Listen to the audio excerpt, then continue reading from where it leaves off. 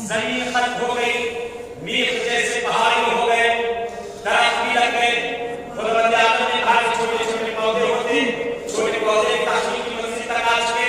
परवरदिगार ने कहा अगर इन पौधों में फूल निकलते तो कितना अच्छा होता। कहते फूल भी खिल गए, टाइम में अगर खुशबू होती और अच्छा होता। कहते इधर होता गया, होता चला गया। पौधों पे अगर मंडराते हुए यहाँ पर तितलियां होती, भौरे होते तो कितना अच्छा होता। कहते भौरे भी वहां में लगे। कहा ये दरख्त तो मौजूद है, ये दरख्त तो बाकी है, लेकिन ये दरख्तों को अगर चहचहाते हुए परिंदे होते तो कितना अच्छा होता। कहते परिंदे भी पैदा हो गए। एक मरतबा खुदावंद आदम ने मौजों की तरफ देखा, कहा दरिया तो नजर आ रहा है, मौजें तो नजर आ रही हैं, लेकिन अगर इसमें मछलियां होगी तो कितना अच्छा होगा। कहते मछलियां खत्म हो गई। खुदावंद आदम ने कहा कि मैंने हरियाली को तो पैदा कर दिया, लेकिन इस हरियाली को मसरफ करने वाले भी तो जानवर होते। कहते इरादा होता गया, भेड़ बकरियां भी आती चली गई। कहते जब सब कुछ हो चुका, जब सब बन चुका, जिस तरह से इंसान ने अपने बंगले को बना लिया, एक सन्नाटी जगह पर बनाया, और बनाने के बाद जब उसका बंगला तैयार हो गया, सारी आसाइशें, सारा आराम, सारी सजावटें, अब वो चाहेगा कोई मेरे इस बंगले को देख के तारीफ तो करे। मैंने जो बंगला बनाया है इसको देखकर कोई तारीफ तो करे। कहते हैं उसी तरह से खुदावंद आदम ने जब जमीन को सारी चीजों से मुज़य्यन कर दिया था, तो परवरदिगार ने कहा कोई तो मखलूक हो जो मेरी इबादत करे, मेरी चीजों को देखकर तस्बीह तहलील करे। कहते खुदा का कहना था, खुदा ने इरादा किया, परवरदिगार ने कहा जिब्राइल को आमादा किया, मीकाईल को आमादा किया, इसराफील को आमादा किया, इस्राइल को आमादा किया, कहा जाओ जाकर इस जमीन से मिट्टी लेकर आओ। कहते सबसे पहले जनाब जिब्राइल आते हैं। आप लोग इराक गए होंगे, जो नहीं गए खुदा उन्हें जाना नसीब करे। इराक के अंदर एक जगह है नजर से नजदीक शहर कूफा के अंदर, जिसे मस्जिद सहला कहा जाता है। मस्जिद सहला में गोशे में एक जगह है जिसका नाम है, उस जगह का नाम मकाम अंबिया और सालिहीन। मकाम अंबिया और सालिहीन जानते हैं कौन सा मकाम है? ये वो मकाम है जिस जगह से जनाब आदम की जिस वक्त पुतला बनाया जा रहा था, इस जमीन से मिट्टी को ले जाया गया। मकाम अंबिया और सालिहीन यही वो मकाम है कि जहां से जनाब आदम का पुतला जिस वक्त बनाया जाने लगा, तो उस जगह से मिट्टी उठाई गई। कभी आपने गौर किया है, अभी नमाज के दरमियान एक मसला बयान किया गया था, इंसान अगर सफर पे चला जाए और 10 मिनट अगर उस पर रुकने की इरादा नहीं है तो उसकी नमाज़ें असर होती। लेकिन एक 4 जगह ऐसी है जिस जगह इंसान चला जाए तो उसकी नमाजें पूरी हुआ करती हैं। आपकी नमाजें आपके वतन में कैसी हैं? हर कोई कहेगा पूरी है, वतन में कई खास हुआ करती है। सुने, शायद पहले सुना होगा, याद आवे कि आप लोग लेकर जाओ, हरिया लेके जाएगा। हमारी नमाजें कहाँ पूरी होती है? जहां हमारा वतन हो। या दुनिया में 4 ऐसी जगहें हैं जिस जगह इंसान की नमाज पूरी होती है, उसे अख्तियार है चाहे असर पढ़े या पूरी पढ़े, बेहतर है कि नमाज़ें कामिला पढ़ी जाए। पहली जगह सरजमीन मक्का, पूरे मक्के। दूसरी जगह सरजमीन मदीना। तीसरी जगह शहर कूफा। अब ये तमाम मराजे में पूरे शहर को मस्जिद सहला को इसमें शामिल कर दिया है कि वहां पर नमाज पूरी है। चौथी जगह हाय हुसैनी, हरम इमाम हुसैन जिस जगह पर मौजूद है, ज़रिए मुक़द्दस से 40 हाथ तकरीबन 11.5 मीटर ज़रिए मुक़द्दस से चारों तरफ 11.5 मीटर जहां तक बनता हो नमाज वहां पूरी है। बचा कहते हैं खुदावंद आदम ने जमीन से मिट्टी मंगाई। कहते 4 जगहें थी जहां से मिट्टी आई थी, सरजमीन इराक, सरजमीन मक्का, सरजमीन मदीना, सरजमीन काबा। कहते वो जगह जो मस्जिद कूफा सहला, ये सारी शहर कूफा के अंदर आती है। ये चारों जगहें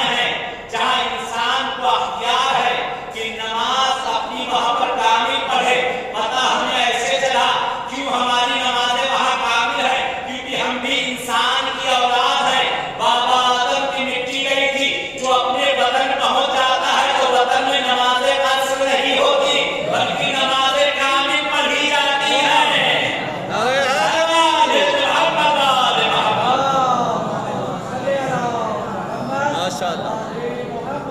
कहते जिब्राइल आए, मिट्टी उठाना चाहा, जमीन में रोना शुरू कर दिया। अभी तो मैं खत्म नहीं हूं, तो मुझे खत्म करना चाहते हो? कहते जिब्राइल नदी पलट के चले गए। इसराफील को भेजा गया, इसराफील उठाने चले, जमीन में रोना शुरू किया। इसराफील पलट के चले गए।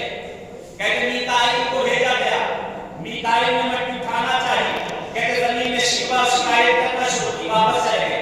कहते हैं कि इस्राइल को भेजा गया, इस्राइल जमीन पर आए, मिट्टी को अपने कहते मुश्त में लिया, कब्जा किया, मिट्टी को लेकर वापस जाने लगे।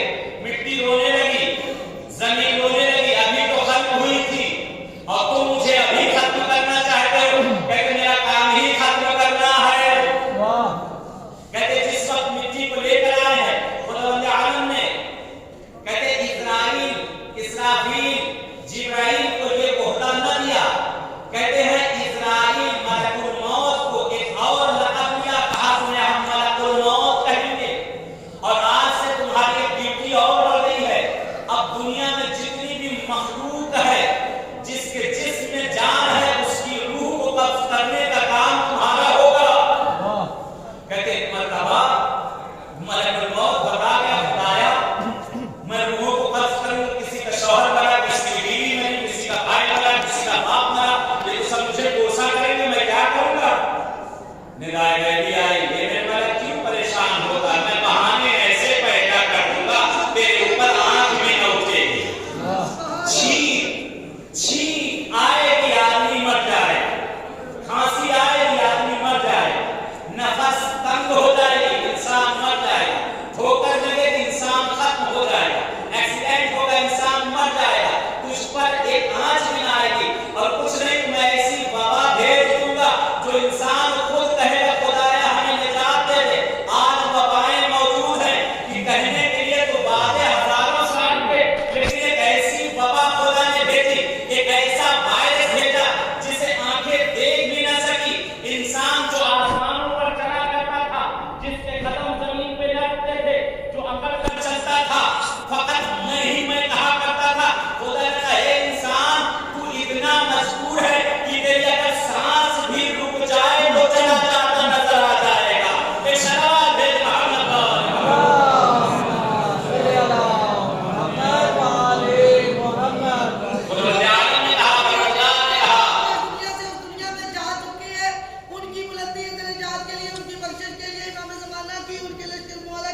लश्कर में उनकी शमूलियत के लिए बिलखसूस मेरे भाई शेख ज़हीर अब्बास मल्लाम शहीद की बुलंदी दर्जात के लिए इमाम ज़मान अलैहिस्सलाम की खिदमत में बावसीला मौला रज़ा अलैहिस्सलाम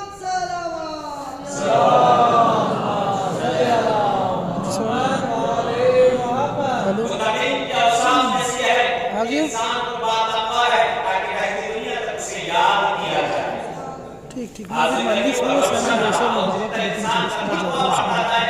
अल्लाह उसके लिए खुद कर देता हूं। ठीक जितना इंसान अपने परहेजगार होता चला जाएगा उतना ही वो खुदा के नजदीक होता चला जाएगा, क्योंकि इंसान जितना तकवा अख्तियार करेगा उतना गुनाहों से दूर होता चला जाएगा, उतने मुहर्रमात से दूर होगा, मकरूहात से दूर होगा, अपने आप को रज़ाइल दुनिया से दूर करता चला जाएगा। किसी का हक न मारेगा, किसी के हक को कष्ट न करेगा, हर किसी की रियायत करेगा, बुजुर्गों का अदब करेगा, छोटों का एहतराम करेगा, बड़ों को सलाम करेगा। हर चीज जो इस्लाम ने बताई है वो करता नजर आएगा, क्योंकि जब इंसान मुत्तकी हो जाता है तो उसकी निगाह किसी के माल पर भी नहीं होती, किसी के जान पर भी नहीं होती, किसी की चीज पर भी नहीं होती। अगर कोई चीज उसे मिल जाए तो उसका राहे हर तलाश करता है, ये हलाल है या हराम है। ये सवाल है मोहम्मद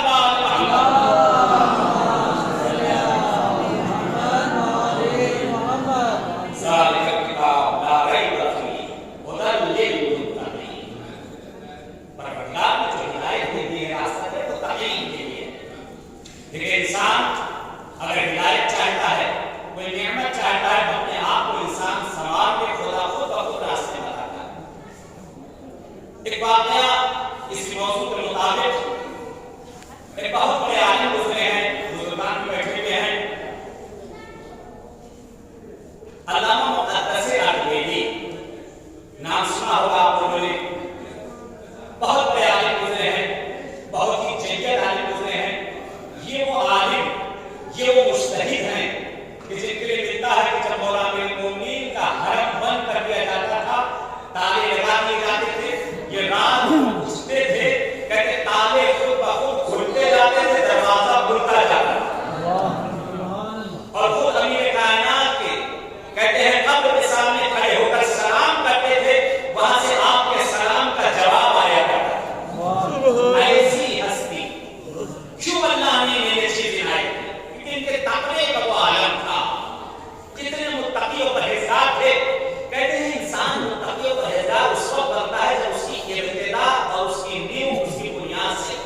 आज हम अपने बच्चों को जब पैदा हो जाते हैं तो चाहते हैं अपने बच्चों को नेक और सालेह बनाएं। जब हमारे बच्चे पैदा हो चुके हैं तब हम चाहते हैं नेक और सालेह बनाएं। नहीं अजीज, आपने जो खेत, एक किसान है, एक किसान को आपने देखा होगा, उससे अगर अच्छी फसल चाहिए तो क्या करता है? सबसे पहले जमीन को जोतता है, जमीन को खोदता है और उसके बाद वहां से ईंटें, पत्थर, ये सारी चीजों को वहां से निकालता है, घास उसको पाक करता है। फिर उसके बाद जमीन को खोदने के बाद, जोतने के बाद छोड़ देता है हफ्तों कि आफताब लगे उस पर, उस मिट्टी पर हवा लगे। फिर उसके बाद उस जमीन को दोबारा वो बराबर कर दिया करता है कि जमीन बिल्कुल मुसक्का हो जाए, बिल्कुल बराबर हो जाए। फिर उसको छोड़ देता है। फिर उसके बाद दोबारा उस पर पानी डाला जाता है। उस जमीन को पानी डालने के बाद फिर छोड़ दिया जाता है कि जमीन खुश्क हो जाए। जब खुश्क हो जाती है फिर दोबारा उस जमीन पर वो हल चलाता है।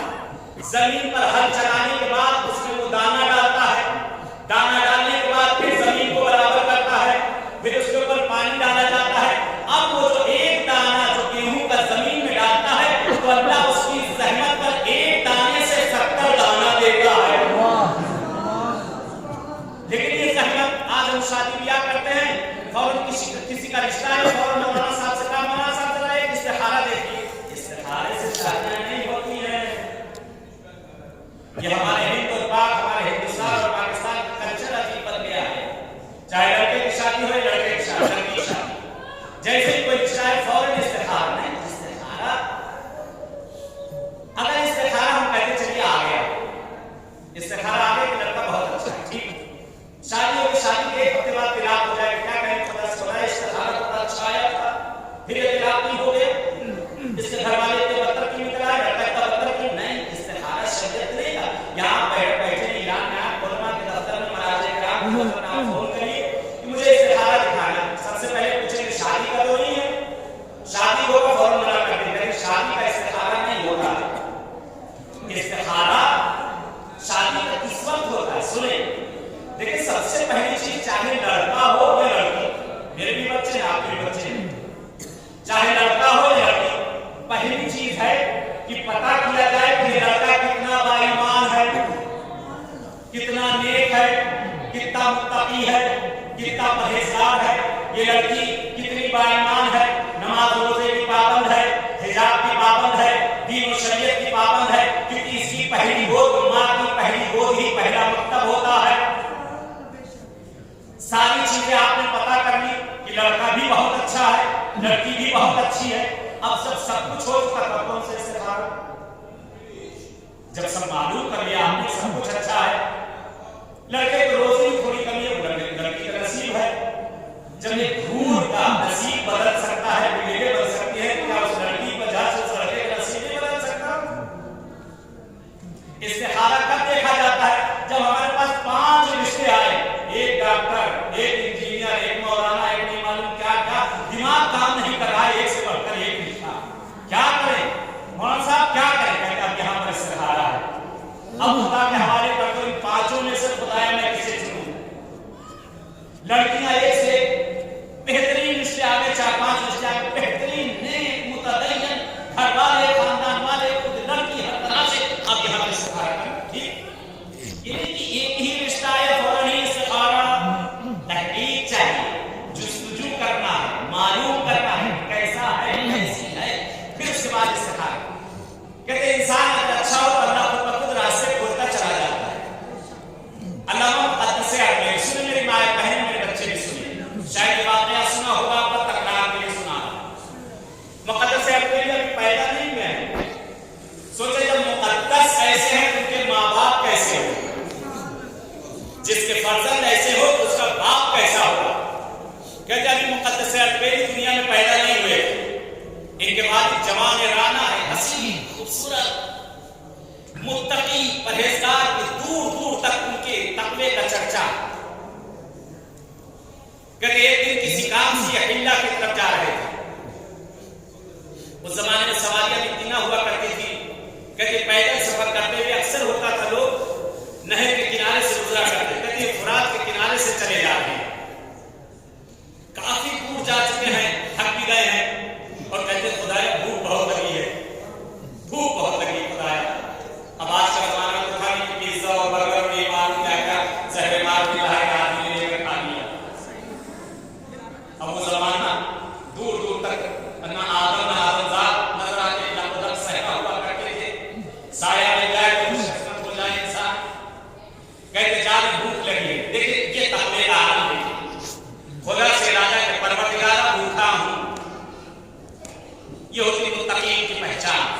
खुदाया भूखा हूं।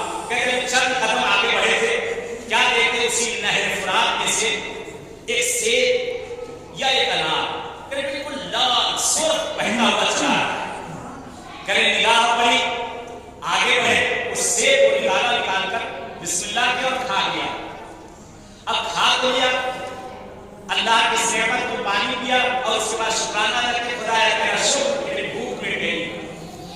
देखिए ताकवे की इब्तिदा कहां से होती। कहते हैं अब जब खा लिया इन्होंने, खाने के बाद कहते हैं कि नहीं मालूम इसका मालिक राजी है या राजी नहीं। सेब एक नहर में बहता चला है, दूर दूर तक आदम था। अब मालिक कहां कहते ये है इंसान के तकवे का मियार। कहते नहीं मालूम इसका मालिक राजी है या राजी नहीं है। कहते बस अभी सोचते हुए वहां से ये निकले आए। कहते ये इस तरफ से बहता हुआ आया है बहाव से, इसका मतलब कि यही कहीं नजदीक में कोई ना कोई इसका मालिक मिल जाएगा। अरे हम और आप से मिल गया, चलो आया कहां मालिक होगा, चलो क्या ये तो एक सेब था, पूरी पेटी और बाप लोग हड़प कर गए और उसका बेकार कर डाली। एक सवाल दे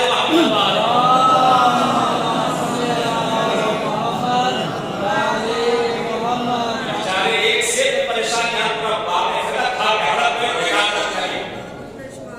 कहते एक मर्तबा चलते जा रहे बहुत दूर निकल चुके हैं। क्या देखा कि एक बाग नजर आया, बाग से एक डाल सेब की उस पानी में लटक रही। कहते हो ना हो किसी डाल से टूटकर ये सेब गिरा है। खुदाया तेरा शुक्र, मालिक मिल गया। कहते पहुंचे बाग में, दरवाजा खटखटाया, साहिब बाग निकला, देखा एक बूढ़ा इंसान निकला। क्या बात है? कहा मैं फला जगह से इतने किलोमीटर में चल के आ रहा हूं, क्या हुआ खैरियत? कहा मैंने आपका सेब खा लिया। कहां खाया? यहां से 5 किलोमीटर पहले आए, 5 किलोमीटर पहले सेब खाया। तो यहां क्या कर रहे? कहा बख्शवाने आया हूं। मतलब उसने इनके चेहरे को, हुलिये को देखा, कहा ये दुनिया की कोई नई मखलूक लग रही है। कहते मैं सेब को बख्शवाने के लिए आया हूं, तो सेब मैंने खा लिया है।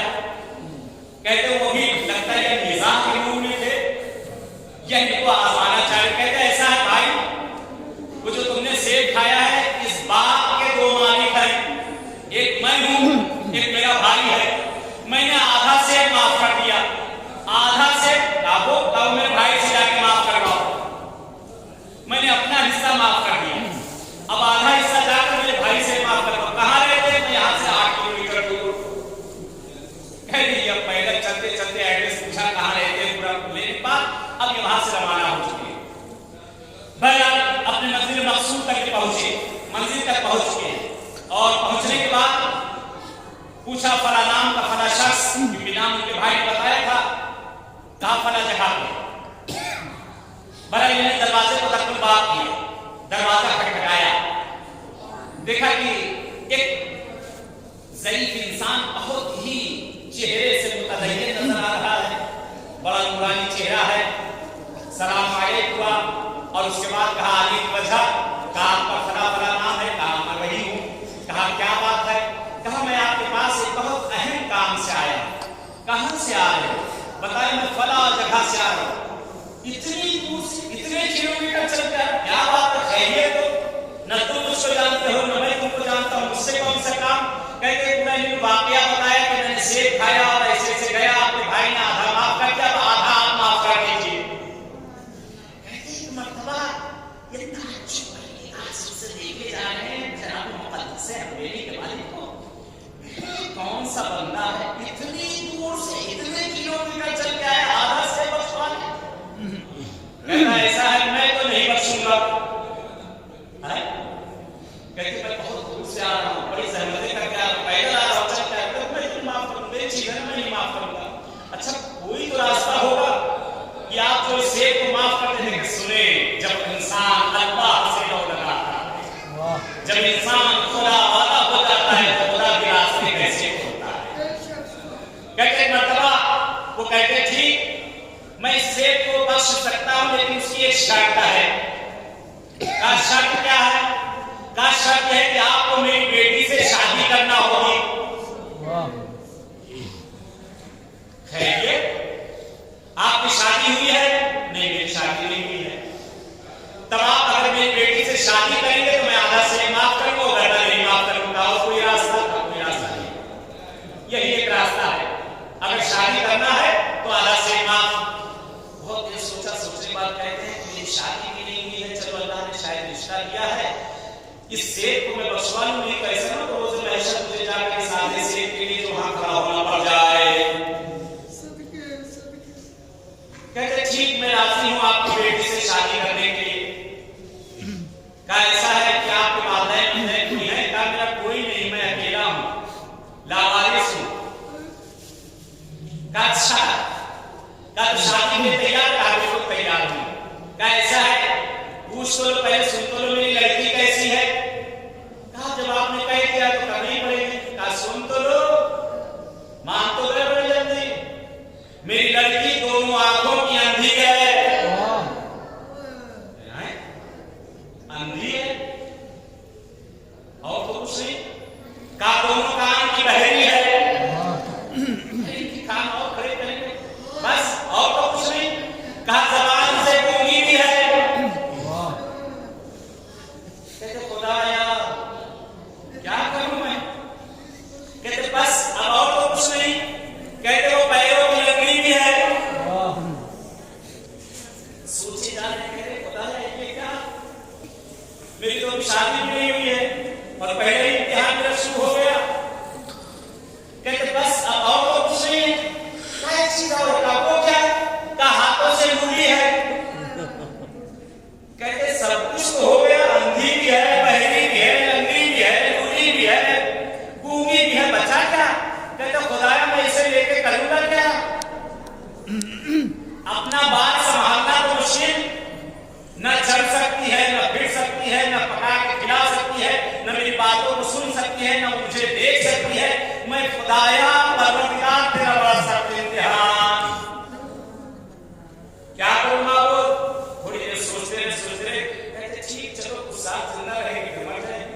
जब इतनी बीमारी है, जब इतना सब कुछ है, कुछ साल रहेगी फिर चली जाएगी। कहते खुदा मैं तेरी रज़ायत पर राज़ी हूं, राज़ी के रज़ाए खुदा। तू जो चाहता है मैं तैयार हूं। कहते आप तैयार? कहते हाँ ठीक, चलिए आज शाम को आपका जो है, आज रात में आपका निकाह है। कहते निकाह के बहन, निकाह मैं एक तरफ से पढ़ दूंगा, लड़की के बाप ने कहा।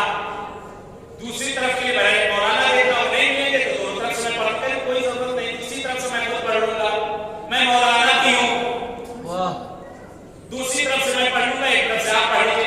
कहते हैं रात ढलने के बाद, कहते मगरिब के बाद उनका निकाह हो गया हुआ।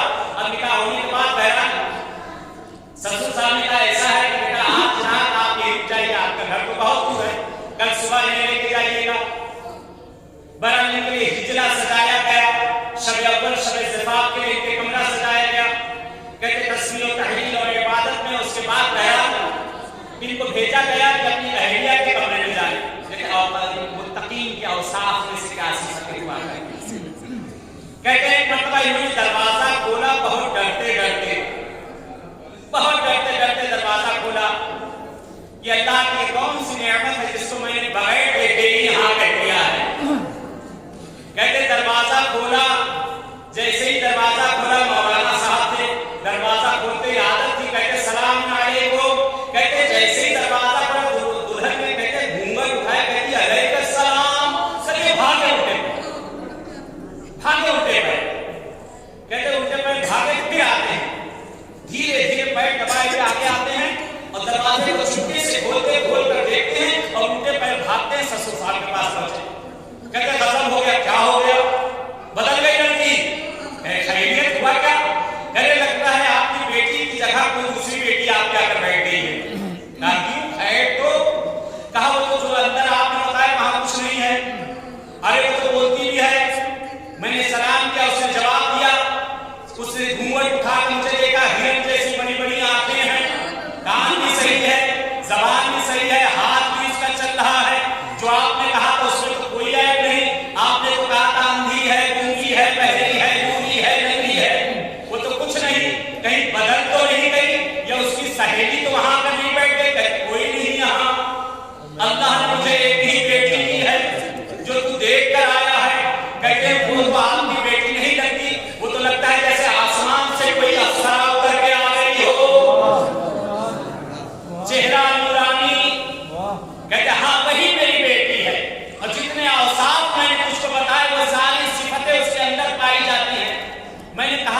कहा वो तो गूंगी है, कहा वो गूंगी है, जिक्र खुदा के अलावा कभी उसने कोई जिक्र न किया, न कभी गीबत, न कभी तोहमत, न कभी चोरी, न कभी बोहतान। कहा वो तो बहरी है, कहा बहरी इसलिए है कि वो खुदावंद आलम की मखलूक की आवाज़ को किसी नामहरम की आवाज को आज तक उसने नहीं सुना।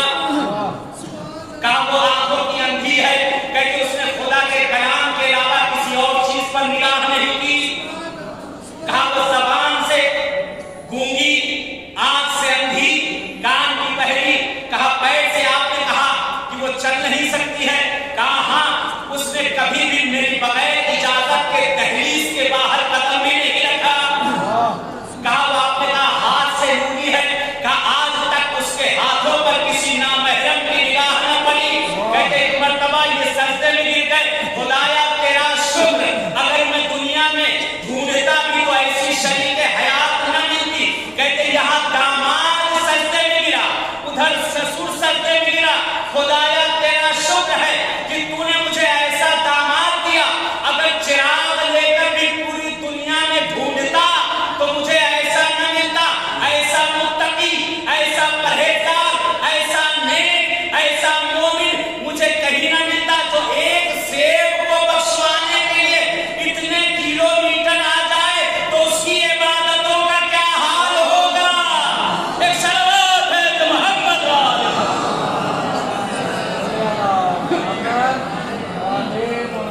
ये मुत्तकी क्या औसाफ, ऐसा बाप हो तब मुकद्दस जैसा बेटा पैदा होता, ऐसे नेक माँ बाप हो तब कहीं जाकर नेक औलादें हुआ करती।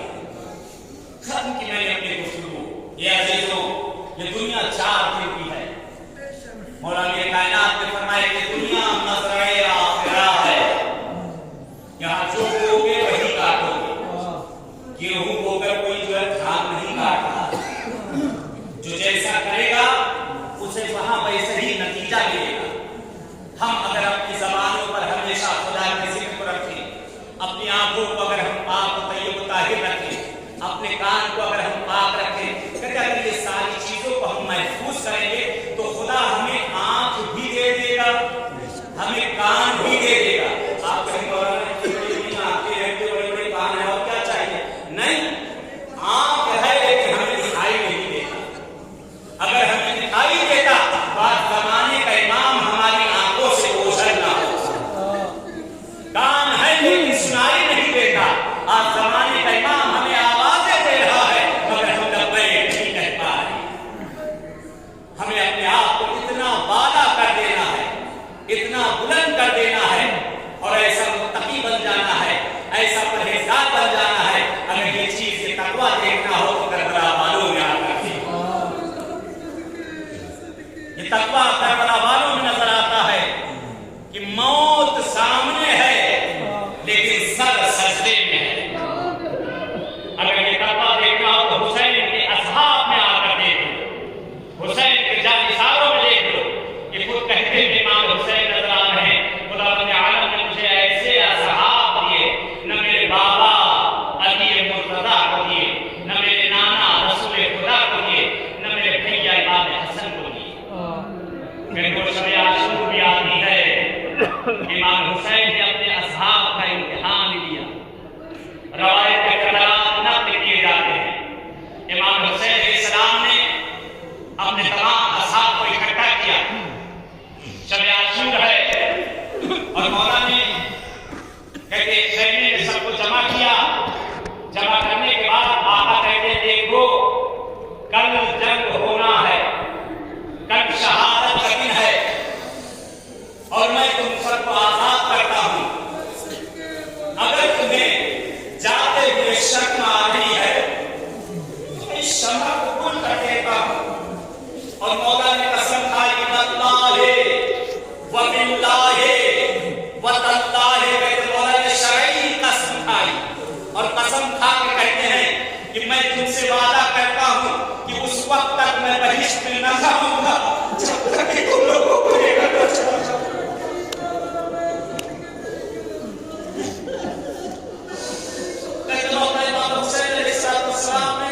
शमा को कुल करवा दी। तारीख कहती है, तारीख के फिक्रा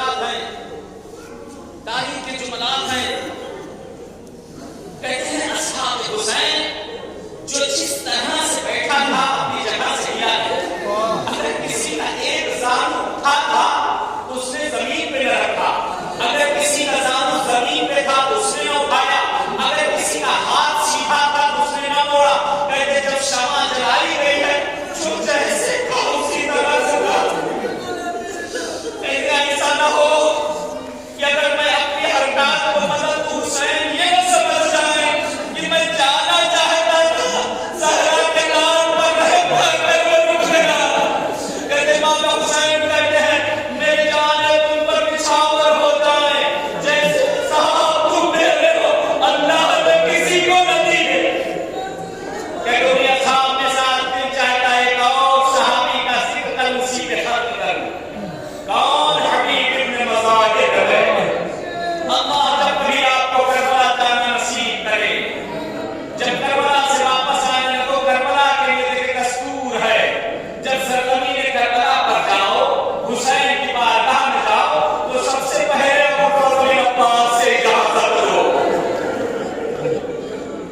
पहले काजी से इजाजत लो और काजी से इजाजत लेने के बाद कहते जब हर में हुसैन में दाखिल हुआ जाता है, हुसैन से पहले हुसैन के सहाबी और बचपन के दोस्त हबीब इब्न मज़ाहिर की कब्र है। कभी गौर किया है कि उलमा बयान करते हैं जब साहिब करबला सरजमीन करबला पर पहुंचता है, अब्बास की बारगाह में पहुंचता है तो अब्बास उस साहिब को लेकर अपने भैया हुसैन के रोज़े तक आते हैं। दरवाजे पर हबीब इब्न मज़ाहिर आ जाते हैं, ए हबीब ये मेरे भैया के साहिब तेरे हवाले। हबीब वो है जिन्होंने बचपन से हुसैन पर जान निछावर की है। हबीब इब्न मज़ाहिर कहते जिस वक्त आपको खत मिला है, जिस वक्त खत मिला है, हबीब ने हुसैन के खत को पढ़ा, आंसुओं को रोक नहीं पा रहे थे। कहते हबीब इब्न मज़ाहिर ने एक मरतबा अपने आंसुओं को जब्त किया है और आने के बाद अपनी शरीक हयात से पूछते हैं, कहते हैं शरीक हयात सवाल करती क्या बात है, कौन था जिससे खड़े तुम बातें कर रहे थे? कहते हुसैन ने एक नामा पर भेजा है।